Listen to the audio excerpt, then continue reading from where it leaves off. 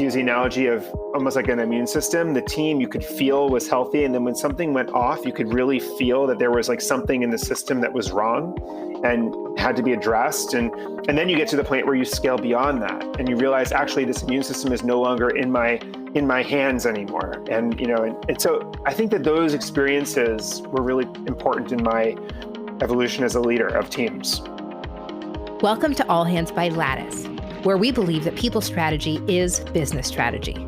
I'm your host, Katelin Holloway. For the last decade, I've been a people and culture executive at some of the internet's most beloved startups, but my fascination with building true people-first cultures started many, many years ago. From film to tech, and a few interesting layovers in between, the one common denominator remains. I am most passionate about enabling people through belonging to create beautiful, innovative products. On All Hands, I talk with CEOs and other C-level leaders about how being a people-first company is a strategic advantage. Join us while we chat with these top leaders about how a people-first approach isn't just good for people, it's good for business too. Today, we're talking with Scott Belsky, Chief Product Officer and Executive Vice President of Creative Cloud at Adobe. Scott has led a fascinating career. He's an entrepreneur, early-stage investor, advisor, author, and father of 3. But at his core, he is the creative industry's commander-in-chief, having co-founded the creative platform Behance back in 2006. Scott would go on to author 2 national best-selling books, Making Ideas Happen and The Messy Middle. In 2010, Behance was acquired by Adobe, where Belsky joined the executive ranks for over 3 years. Benchmark Capital lured him away to be general partner for some time, but he eventually made his way back to Adobe, where he continues his advocacy for technology and community initiatives that empower creative people and help businesses leverage the creative potential of their teams. Today, we get the opportunity to dive a bit deeper into Scott's people philosophies and how creativity may just be the key to unlocking company culture. Scott, welcome to the show. Thanks for having me. Thank you so much. So now your career arc has been shared many a time out in the world, but I'd appreciate it if you could share just a little bit about your background and where you are today, please.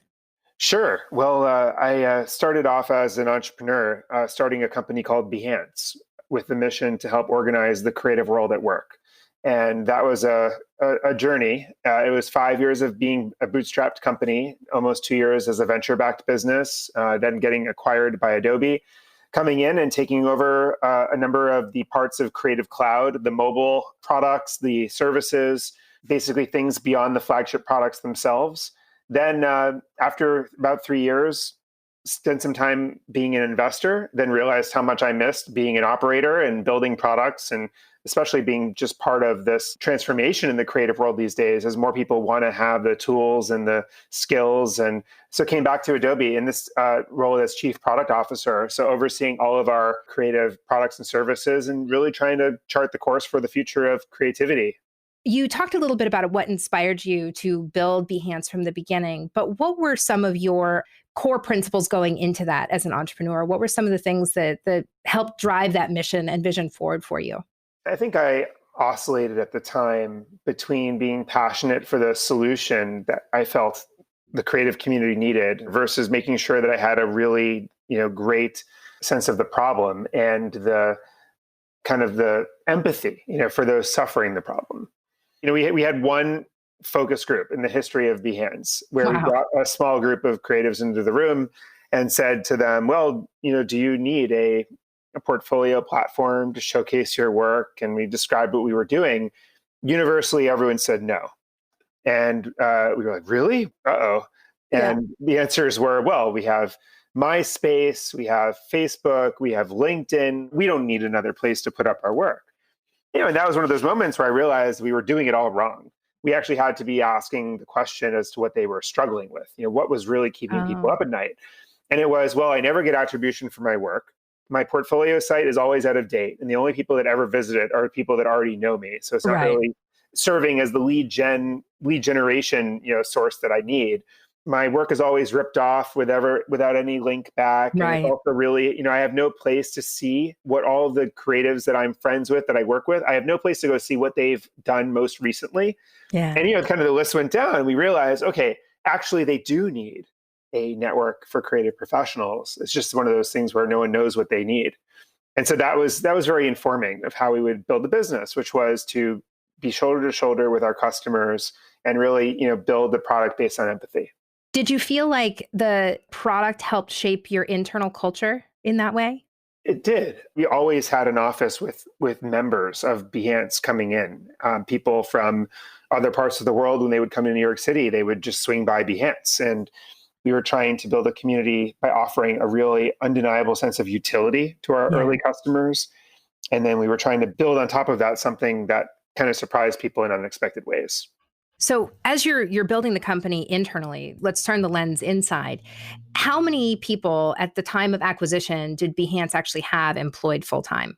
So at the time of acquisition, we probably had around 30 or so people. I always tried to keep the team super, super small and really just if you have people and really capable people and really scalable processes, you actually don't need to throw people at a problem in order to scale.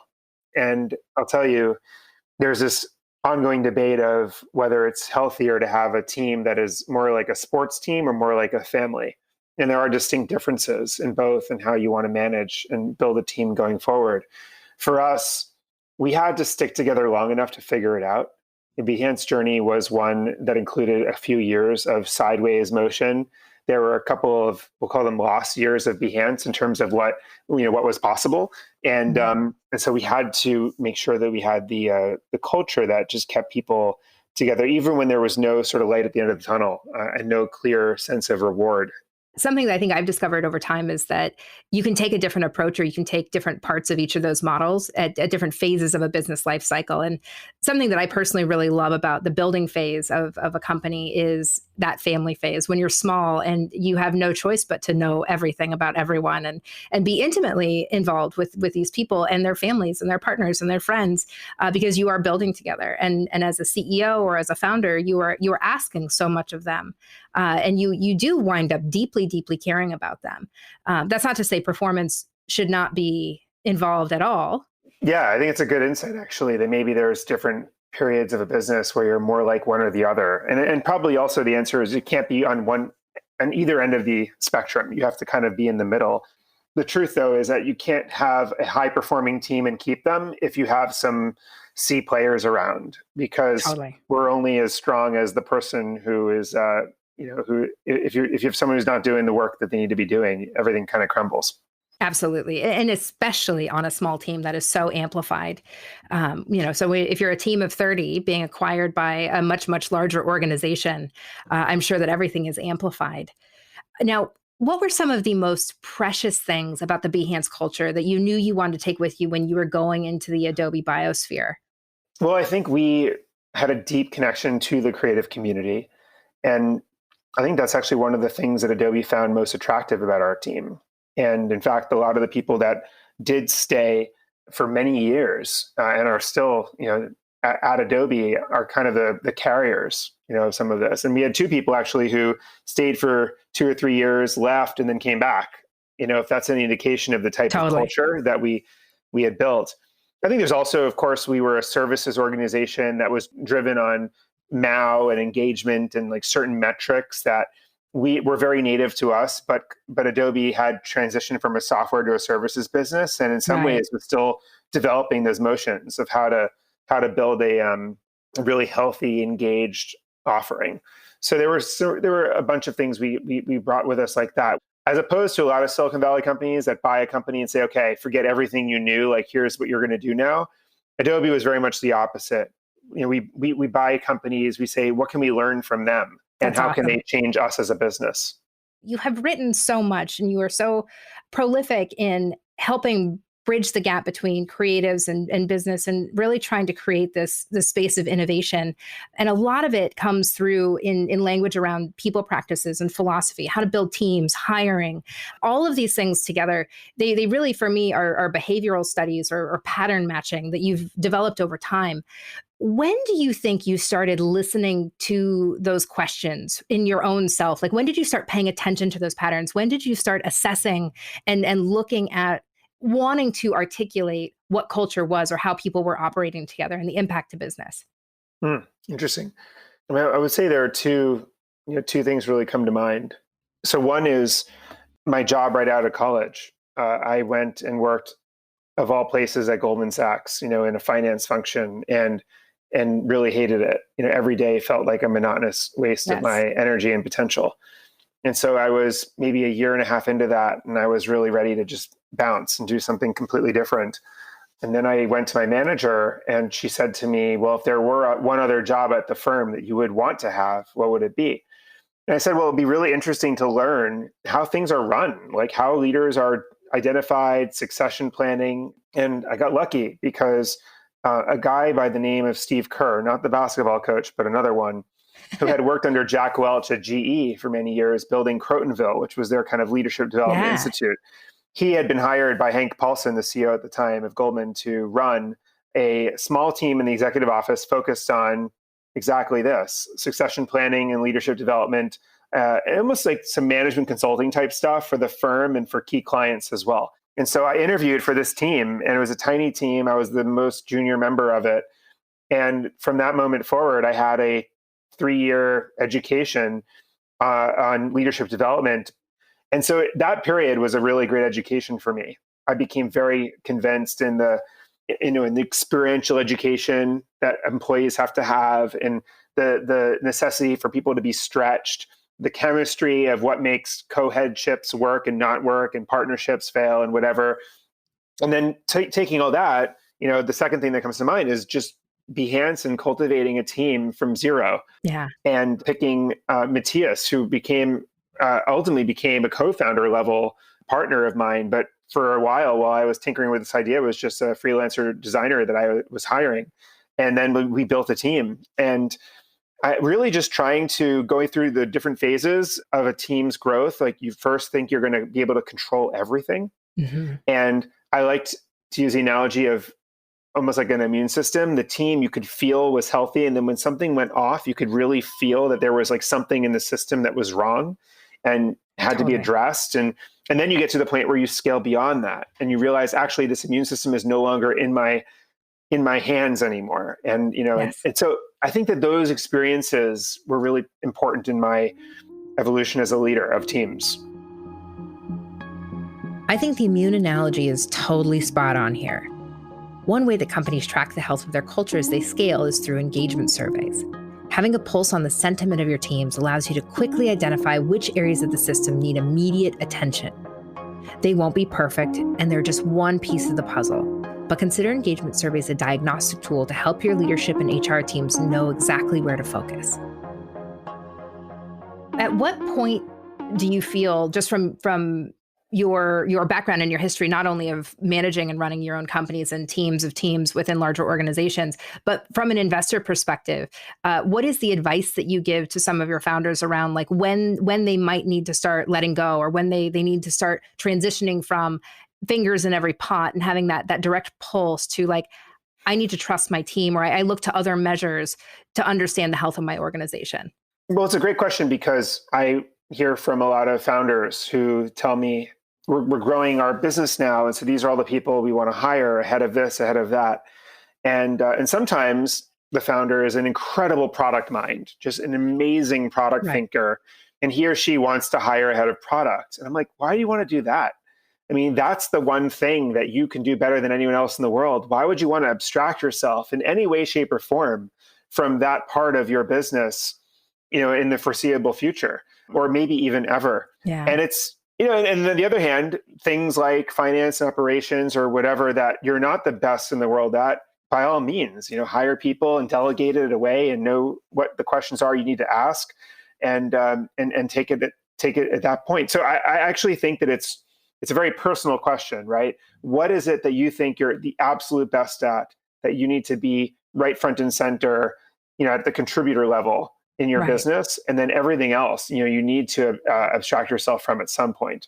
Are there any like core principles that you are like, these are my tried and true, no matter where you go as a leader, you are most certainly going to bring these people practices with you?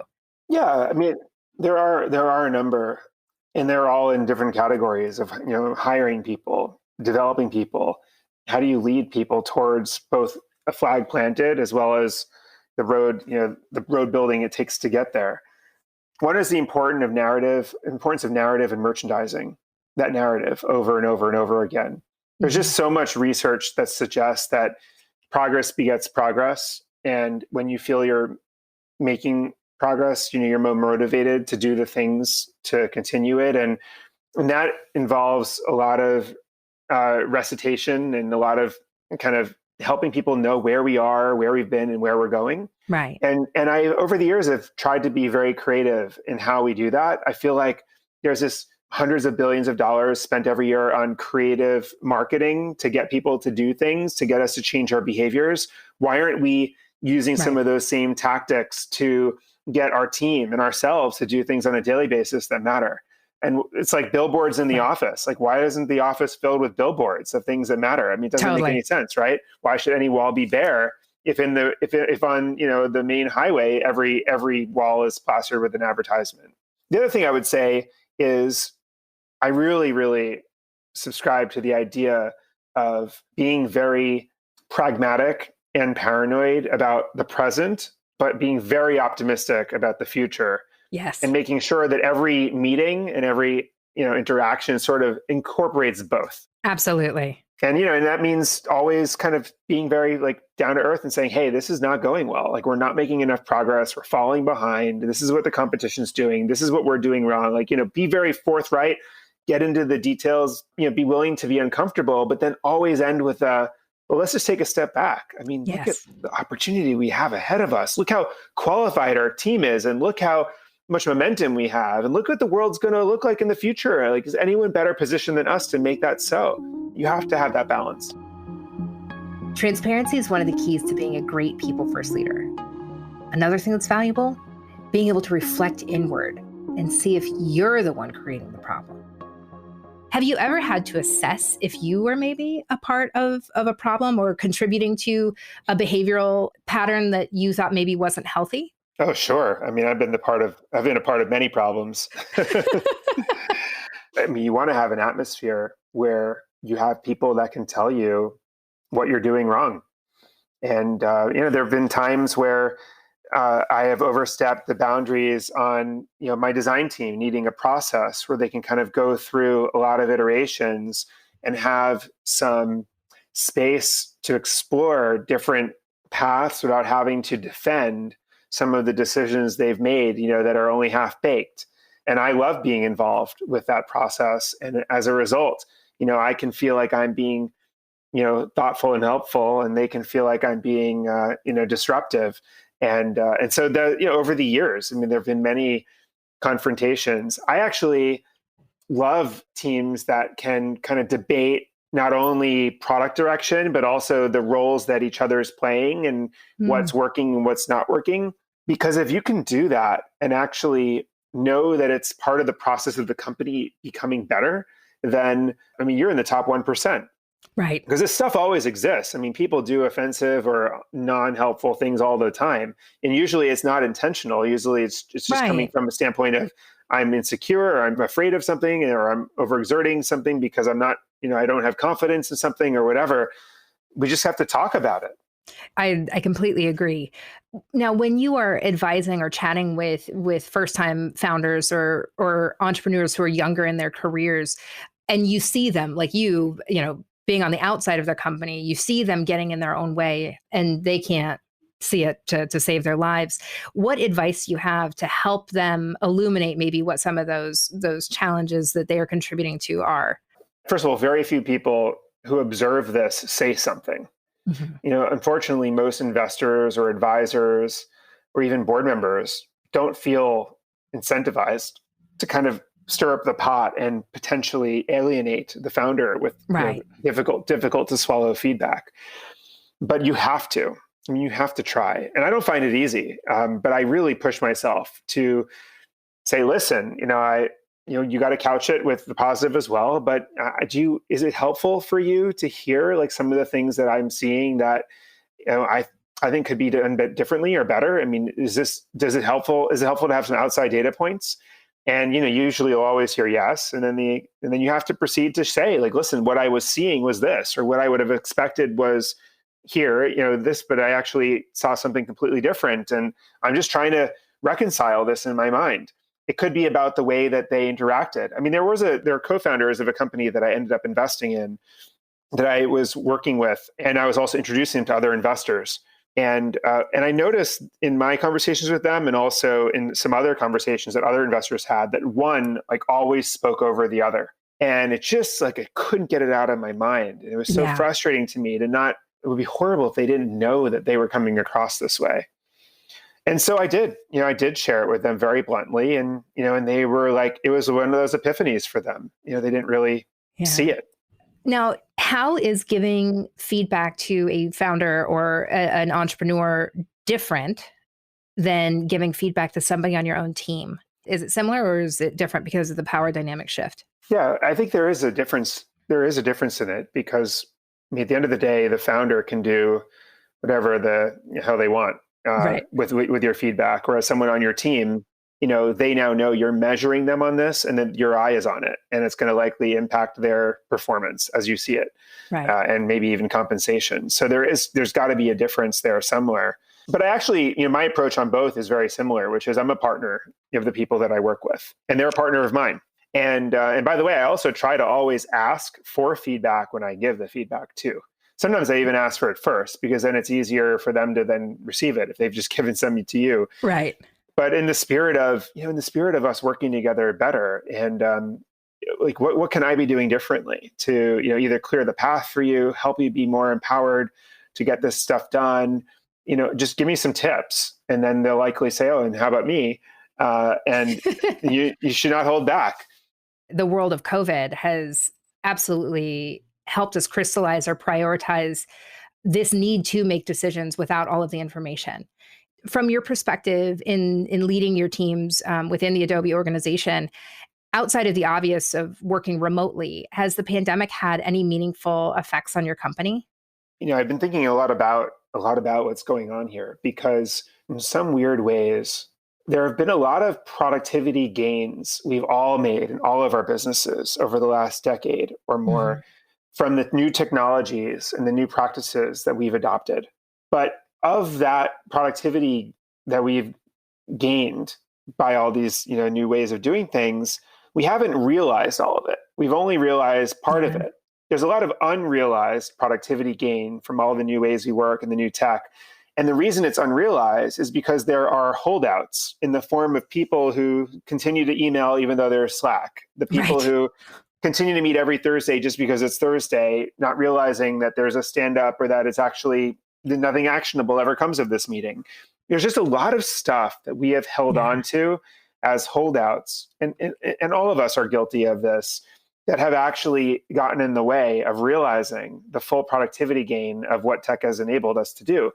And in some ways, COVID as a crisis has forced us to refactor massively. So suddenly it's like all hiring frozen. Like no one knows what's going on tomorrow or next week or next month.